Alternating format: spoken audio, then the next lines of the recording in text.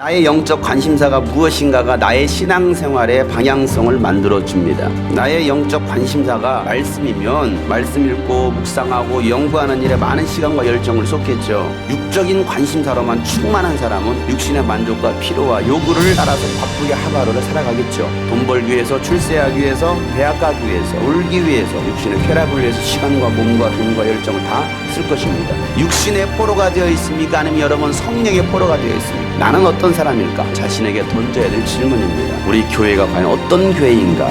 오늘 예수님께서 이 땅에 오셔서 교회들을 방문하시면 과연 무슨 말씀과 어떤 행동을 하실까요? 예수님의 관심은 과연 어디에 있을까요? 으리으리하게 지어진 수천억의 건물에 관심이 있을까요? 수천 수만 명이 모이는 교인들을 보시고 즐거워하실까요? 중요한 게 아닌데 중요시 여기고 있더라 이거죠. 제자 훈련 뭐 이런 시스템 보시고 예수님도 나도 훈련 받아야 되지 않나 이런 생각이 드실지도 모르겠어요. 적어도 성경적인 목회자라면 성경적인 바른 말을 해야 되는 것입니다. 하나님께서 주신 사명을 이루시기 위해서 예루살렘 성으로 들어가셔서 첫 번째로 하셨던 일이 뒤집어 엎으시더라는 거죠. 예수님은 이들을 영적으로 어떤 자리라고 말하고 있습니까? 강도들이다. 성전에서 물건을 팔고 돈 받고 주고 매매하는 종교인들을 향해서 강도 같은 놈들이라고 말하고 있습니다.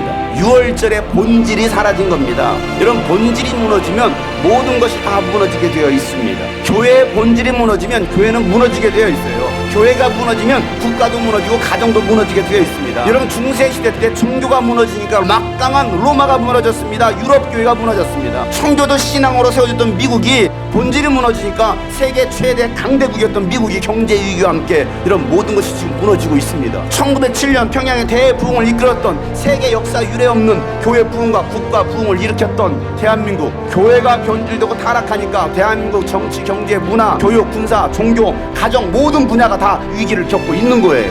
교회가 타락하면 총체적인 위기가 찾아오게 되어 있습니다.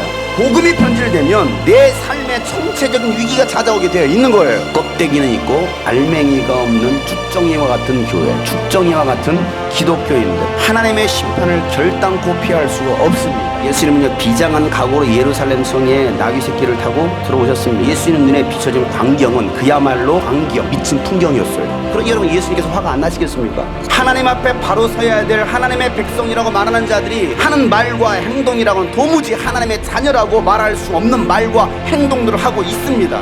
성전이라는 으리으리한 건물만 남았지 하나님의 임재는 떠나버린 건축물에 불과했습니다. 종교인이라는 이름으로 모여진 사람들의 제사에는요 짐승의 울음소리와 의식만 남았지 그것에는요 하나님께서 받으시는 제사, 하나님께서 받으시는 예배는 없었다라는 사실이에요. 하나님의 이름을 높이고 신령과 진정으로 드려야 될 예배의 자리에 주일이라 얼굴도 그냥 찍기 위해서 나온 사람들, 사람들과 어울리기 위해서 나온 사람들, 영업하고 장사하기 위해서 나온 사람들, 좋은 인맥 만들기 위해서 남자 보러 오고 여자 보러 온 사람들, 과연 우리는 어떻습니까? 예수는 그런 사람들을 발로 걷어차시고 상을 엎으시고 성전 안을 팔칵 뒤집어 놨습니다. 예수님의 관심은 아버지 하나님이었습니다. 예수님의 관심은 하나님의 성전이었습니다. 예수님의 관심은 하나님과의 관계였다라는 사실이었어요. 예수님의 관심사가 우리의 관심사가 되기를 소망합니다. 예수님의 마음이 우리의 마음이 되기를 소망합니다.